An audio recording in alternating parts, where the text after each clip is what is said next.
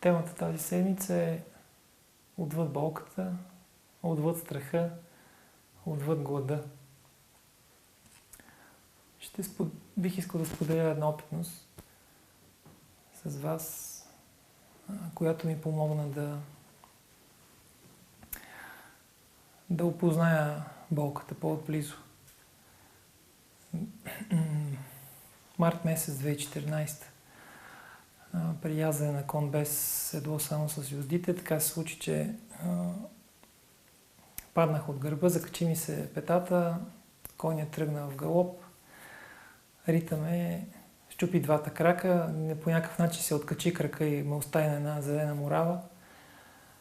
Направих си някакви мои неща там, отпуснах се, изпънах краката, опитах се така да усета как се провежда, видях дали се мърдат разни пръсти и така нататък. Усетих, че блокажа, който беше стигнал до пъпа, се проведе и тогава позволих да ме дигнат и да ме прехвърлят в колата и съпругата ми закара до Пирогов след 3 часа шофиране. И там вече ме наместиха в разни неща. Случи се така, че се наложи да живея дълго време с болката.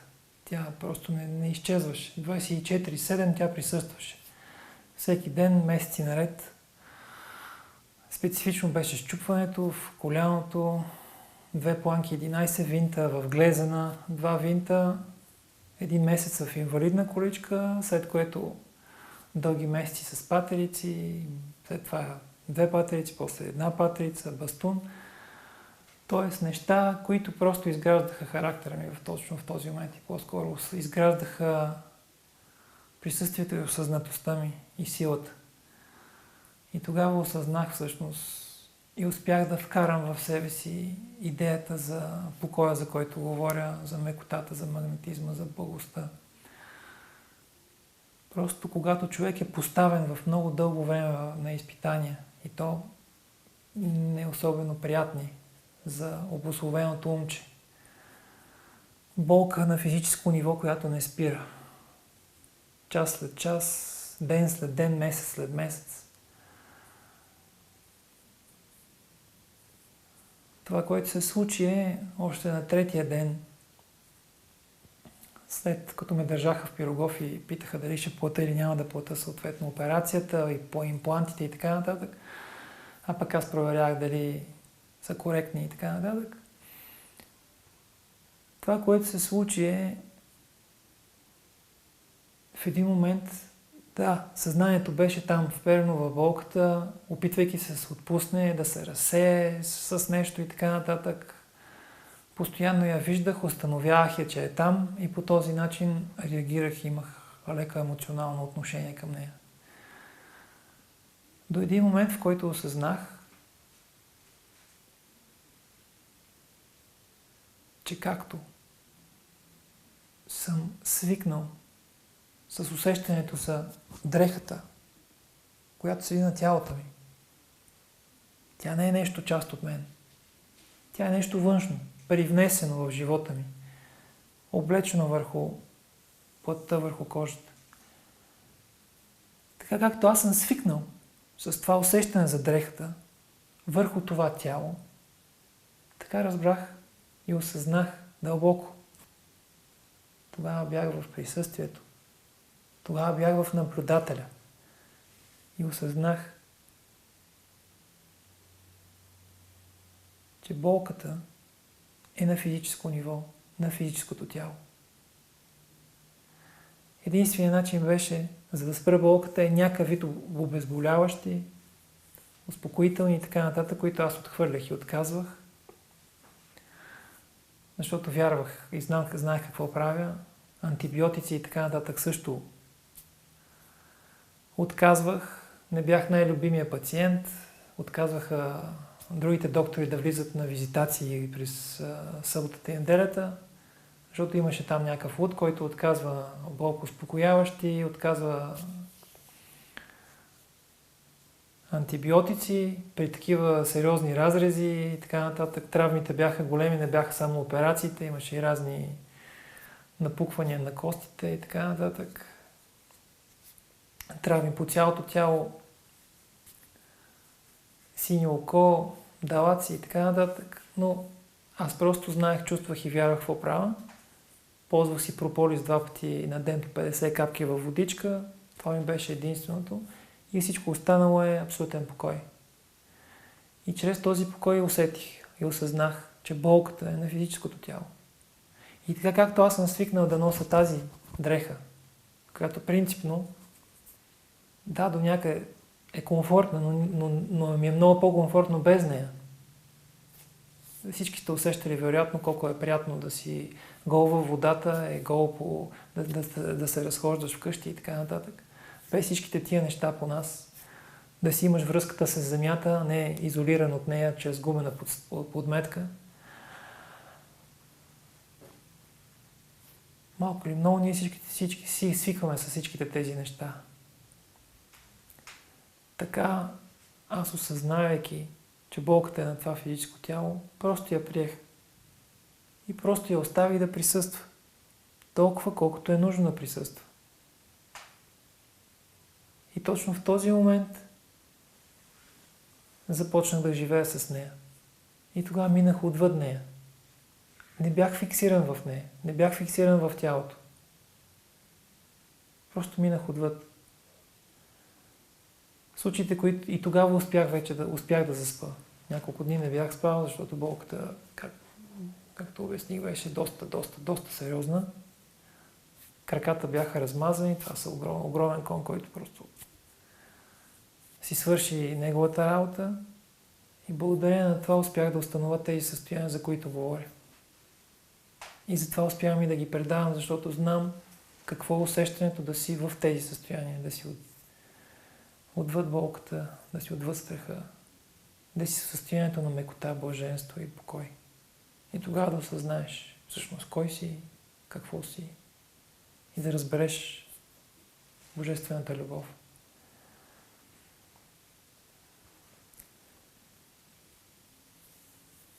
Понеже болката продължаваше, тя не спираше след 4-тия ден, не спря след 4-тия ден, след като осъзнах всичкото това нещо. Интересното беше, че нямаше фиксацията. Аз през цялото време единственото нещо, което правех е само единствено да релаксирам и да отпускам. Релаксация, отпускане. Предимно бях на течни храни под формата на смути, за да мога, понеже ми направиха спинална опойка, гръбначния стълб и тя съответно опойките са доста сериозна отрова в тялото и аз се опитвах така да помогна на това тяло да възможно най-леко да започне да отвежда каквото има да отвежда от себе си.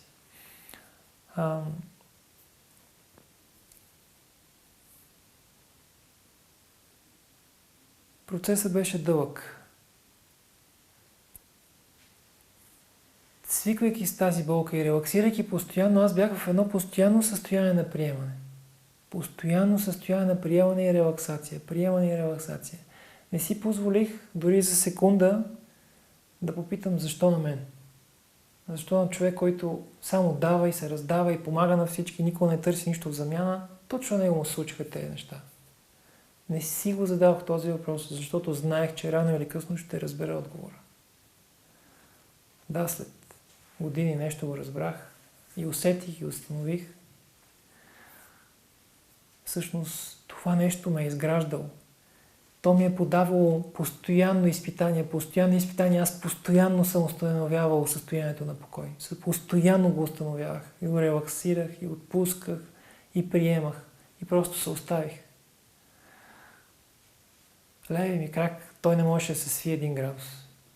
Абсолютно болката беше, при всеки един опит съвсем леко да се свие, беше нещо неописуемо. Това, което направих е, благодарение на съпругата ми, сложи ми шина, а не гипс. Още на 2-я ден, след като се прибрах от Пирогов, махнах шината, докато лежах в леглото. Доста си полежах.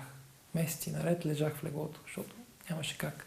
Слагах единствено и само когато ме ме взимаше и трябваше да се прехвърля в инвалидната количка, за да стигнем до банята, да свърша някои нужди, да ме поизмие, да поизкъпе, колкото може.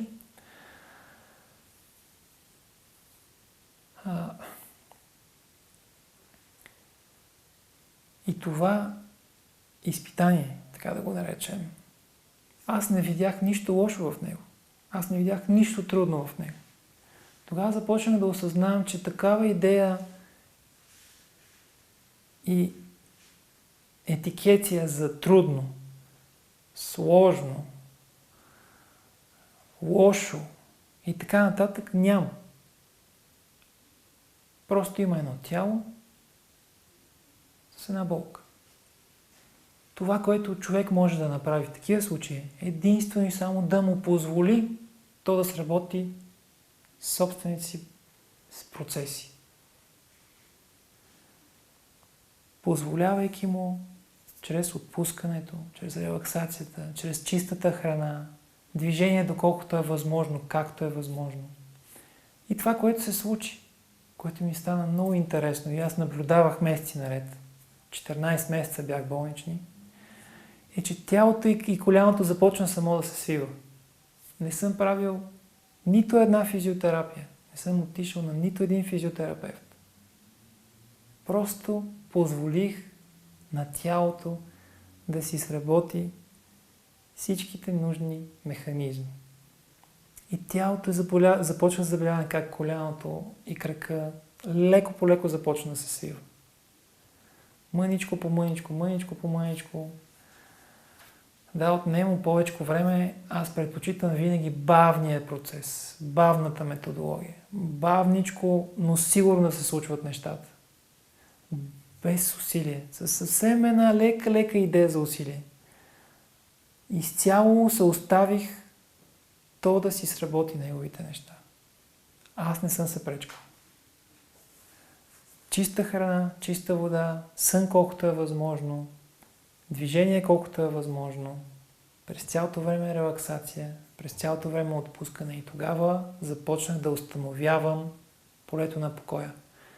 Ден след ден, ден след ден, ден след ден. Когато вече станах и махнах и бастуна, тогава вече усещах и чувствах как живея живота по съвсем различен начин. С съвсем различни усещания, с съвсем различни чувствания. Да, имаше от време на време припламването и реакцията, което отново е процес някакъв.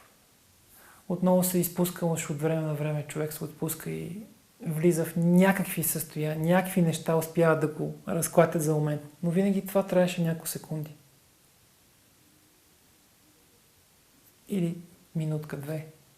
След което веднага осъзнаваш, след това отпускаш, освобождаваш, няма съдене. Защо го направих? Виж сега какво, ти толкова време работиш, ти така. Не. Случило се. Точка. Приемам го. Отново като някакъв вид божествена игра.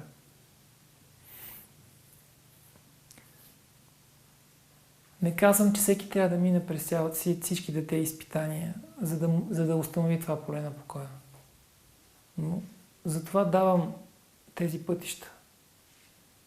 Да си намери човек, да си обърне внимание на себе си, да обърне внимание на това какво се храни, как диша, да започне да релаксира, да намира време за себе си, да се изключва от системата, да спре телевизора, да спре телефона, да го изключи. Това, което препоръчваме събота и неделя, просто махнете обхвата на телефона, не го поглеждайте въобще и си имайте този момент за вас. Болката, отвъд болката. Абсолютно нормално е, абсолютно естествено е да минете отвъд идеята за болката. Приемайки, че на това тяло, че не е реално и няма нищо сложно в нея. Просто правете най-доброто, на което сте способни в тези моменти, за които казах.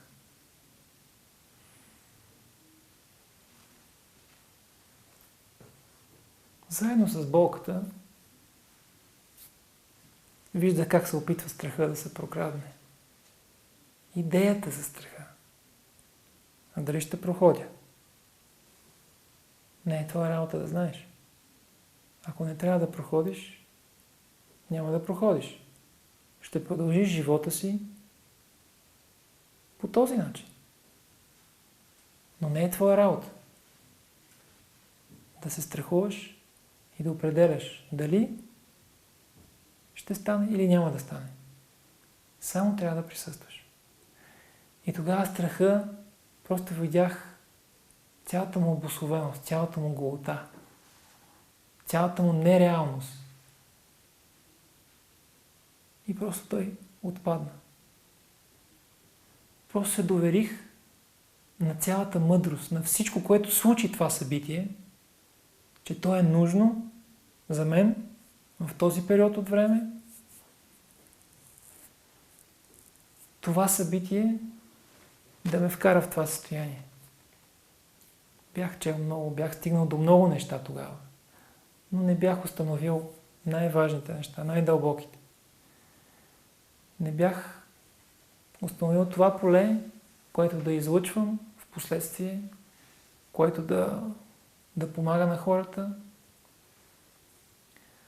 което поле всеки един може да разгърне в себе си, да помага след това на себе си и по естествен начин да се случват нещата в живота и да помага на всички останали, без да се налага на никой. Страха е нещо, което отново е обусловено от обществото, от религията, от родителите, от интернет, от всички медии. То ти е казало от това, като стане така, реагирай по този начин. Постоянно я има идеята за това, че всичко може да се случи на всеки един момент.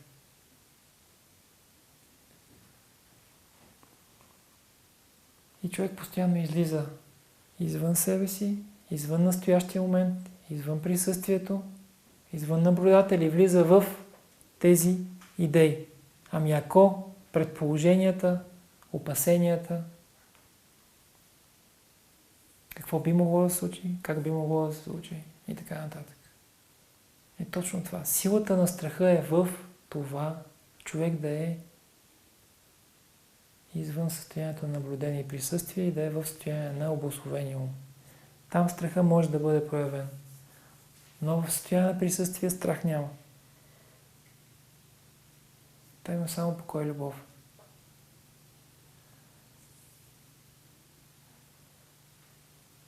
Отвъд глада.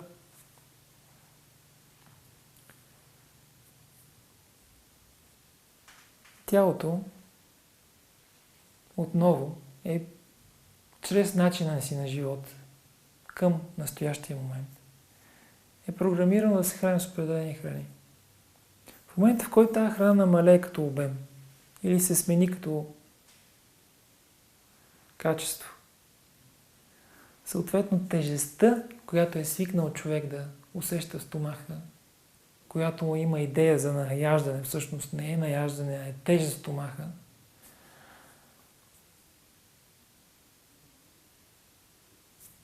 тази идея за тежест, тя всъщност определя съответно и количеството, качеството и чувството на глад.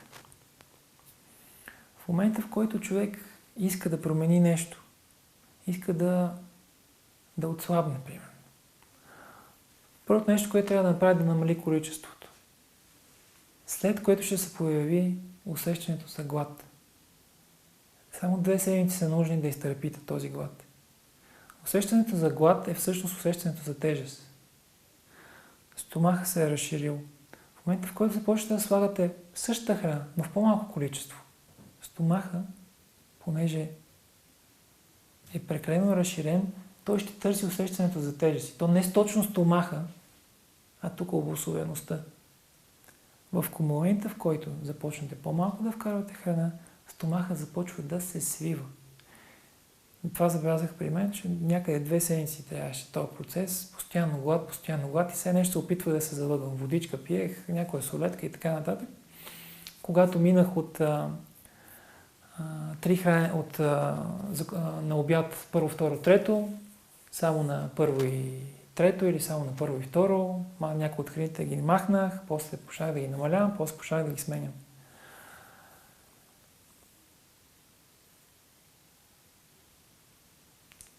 Нужна е лична сила, за която съм говорил много. Лична сила да се прояви в тези 1-2 седмици на намалена храна и на чувство на глад. След това спокойно може да започнете да махате по-тежките храни и слагате по-леки. Отново може да се породи някакъв вид глад, защото вече храната е различен тип.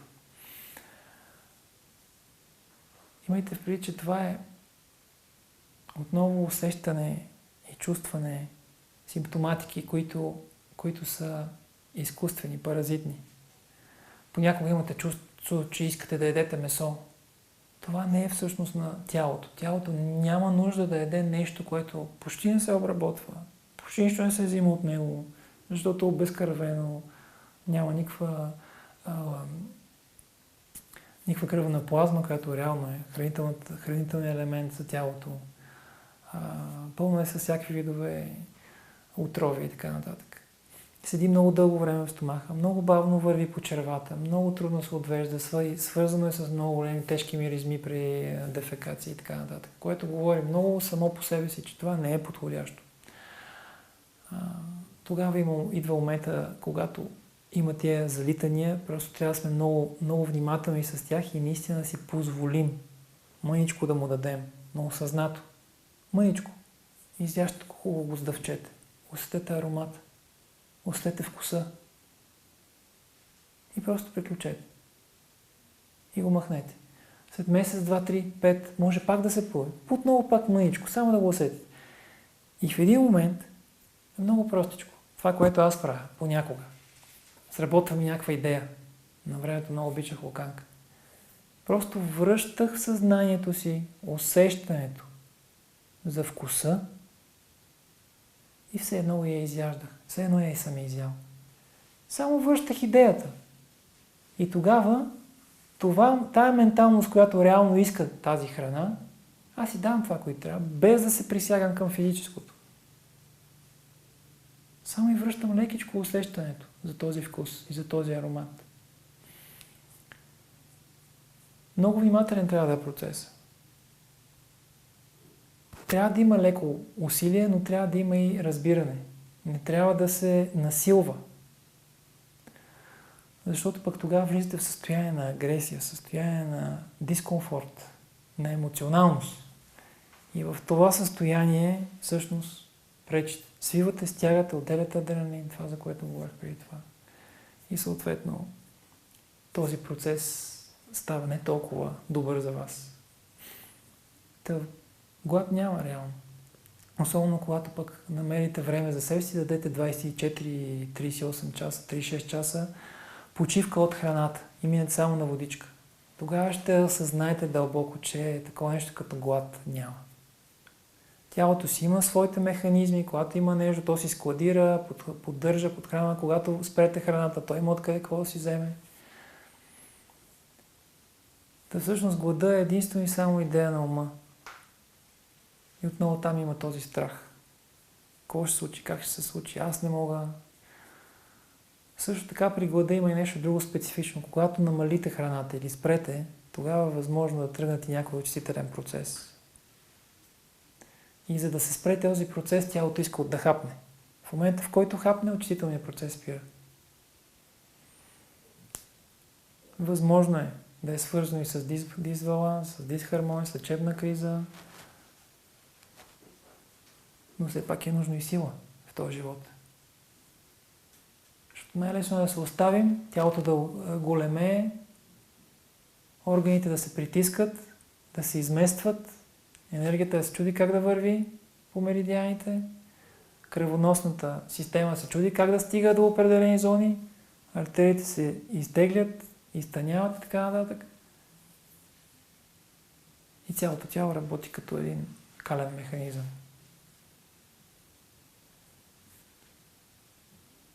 Пътя не казвам, че е прекрасен и лесен,